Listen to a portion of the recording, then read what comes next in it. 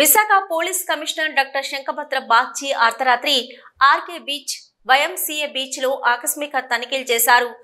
ఈ సందర్భంగా ఆయన మీడియాతో మాట్లాడుతూ రాత్రిపూట శాంతి భద్రతలు విఘాతం కలగకుండా చూస్తున్నామని, నగరంలో వీధి దీపాలు లేకుండా ఉన్న ప్రాంతంలో జీవీఎంసీ ద్వారా వీధి దీపాలు ఏర్పాటు చేస్తామని అన్నారు. నగరంలో దుకాణాలు, ఇళ్ల వద్ద సీసీ కెమెరాలు తప్పనిసరి అని, శిశు మరణాల మీద ప్రత్యేక దృష్టి సారించామని, అసాంఘిక కార్యకలాపాలను నిరోధించే చర్యలు తీసుకుంటామని అన్నారు. రాత్రిపూట గస్తీ పెంచామని, check post, blue coat team patrolling నడుస్తుందని తెలిపారు. నగరంలో రాత్రిపూట ప్రజలు హాయిగా నిద్రపోవాలంటే పోలీసులు కష్టపడి పనిచేయాలి, సాధ్యమవుతుంది. మేము ఇక్కడ 1.5 months నుండి ఇన్ఫర్మేషన్ కలెక్ట్ చేస్తున్నాం. మన నగరంలో ప్రతి పోలీస్ స్టేషన్లో ఎక్కడెక్కడ రాత్రిపూట అసాంఘిక కార్యకలాపాలు జరుగుతున్నాయని మాకు ఇన్ఫర్మేషన్ వస్తుంది. అక్కడికి అప్పుడప్పుడు రాత్రిపూట విజిట్ చేస్తాము. ఈరోజు కూడా బయలుదేరాము. కొన్ని చోట్ల కొన్ని సంఘటనలు జరుగుతున్నాయి, జరిగే అవకాశం ఉంది అని మాకు ఇన్ఫర్మేషన్ వచ్చింది. అక్కడికి సర్ప్రైజ్ విజిట్ చేసి ఒకవేళ ఎవరైనా అలా చేస్తుంటే మేము రెడ్ హ్యాండెడ్గా పట్టుకొని పోలీసు వాళ్ళకి అప్పుడు చెప్తాం.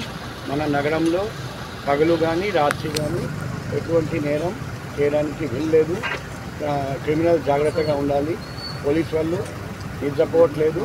కాబట్టి ఏదైనా అసాంఘిక కార్యకలాపాలు జరిగితే, నేరాలు జరిగితే వెంటనే రెడ్ హ్యాండ్గా పట్టుకుంటాం.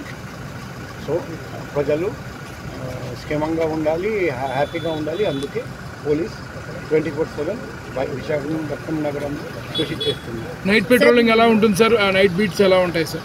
ఇప్పుడు ఇంతకుముందు క్రైమ్ బీట్స్ 32 ఉండేది, అది పెంచేసి 42 చేశాము. అలాగే లా అండ్ ఆర్డర్ బీట్స్ కూడా పెంచాము. ప్రతి పోలీస్ స్టేషన్లో ఇంకా ఫర్దర్ స్ట్రెంగ్త్ పెంచడానికి ఏర్పాటు చేస్తున్నాం.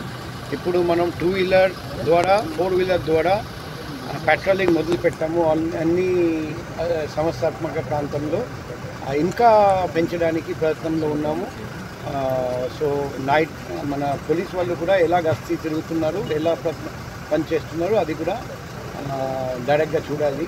ఇంతకుముందు కూడా నాకు ఒక 1 టౌన్ ఏరియా నుండి ఒక ఇన్ఫర్మేషన్ వచ్చింది. దాని ప్రకారం అక్కడికి పోలీసుని పంపడం జరిగింది. ఇలాగే నాకు ఫోన్ ద్వారా పబ్లిక్ తెలియజేస్తుంటారండి ఎక్కడెక్కడ ఏం జరుగుతున్నాయి. మేము వెంటనే స్పందిస్తున్నాం. భవిష్యత్తులో కూడా పబ్లిక్ ఇలాగే కోఆపరేషన్ చేస్తారు. సార్ ఈ చిన్నపిల్లల మరణాలపైన ఏమైనా ఉందా సార్? తరచూ శిశువులు అంటే మంత్స్ బేబీస్ ని కాలువలో పడేయడం ఇవన్నీ చూస్తున్నాం సార్. తర్వాత నిన్న సిరిపురంలో కూడా చైల్డ్ మాఫియా, ఇవన్నిటిని చూస్తుంటే విశాఖ ప్రజలు ఒక పానిక్ లో ఉన్నారు. వీటన్నిటికీ కూడా మీరు ఎట్లాంటి చైల్డ్ మాఫియా గురించి మేము ఎఫ్ఐఆర్ కట్టున్నాం. రేపు మీకు డీటెయిల్గా తెలియజేస్తాము.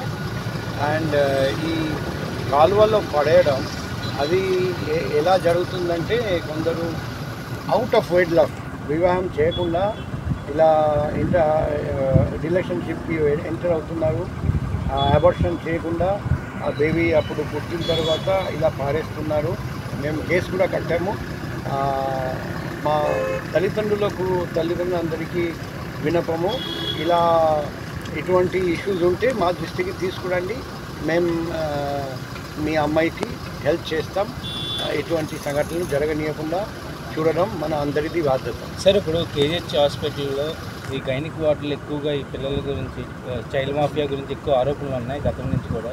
దానిపైన ఎటువంటి చర్యలు? ఇప్పుడు మేము కలెక్టర్ గారికి లాస్ట్ వీక్ మీకు తెలుసు ఒక లెటర్ పంపించాము. అందులో 80 హాస్పిటల్స్ అండ్ నర్సింగ్ హోమ్స్ అక్కడ ఇటువంటి చైల్డ్ మాఫియా పని చేసుకోవచ్చు, అప్పగించవచ్చు, దొంగతనం జరగచ్చు, బేబీ స్వాపింగ్ జరగచ్చు అని గుర్తించి 80 హాస్పిటల్స్ అండ్ నర్సింగ్ హోమ్స్లో సీసీటీవీ పెట్టడం, ప్రైవేట్ సెక్యూరిటీ గార్డ్ పెట్టడం, సీసీటీవీ కంటిన్యూస్గా మానిటర్ చేయడం, తర్వాత బేబీ అండ్ మదర్కి ట్యాగ్ పెట్టడం, ఇవన్నీ చేయమని చెప్పడం జరిగింది. ఎక్కడెక్కడ లేవు ఆ లోపాలు గుర్తించి కలెక్టర్ గారికి లెటర్ రాసాము.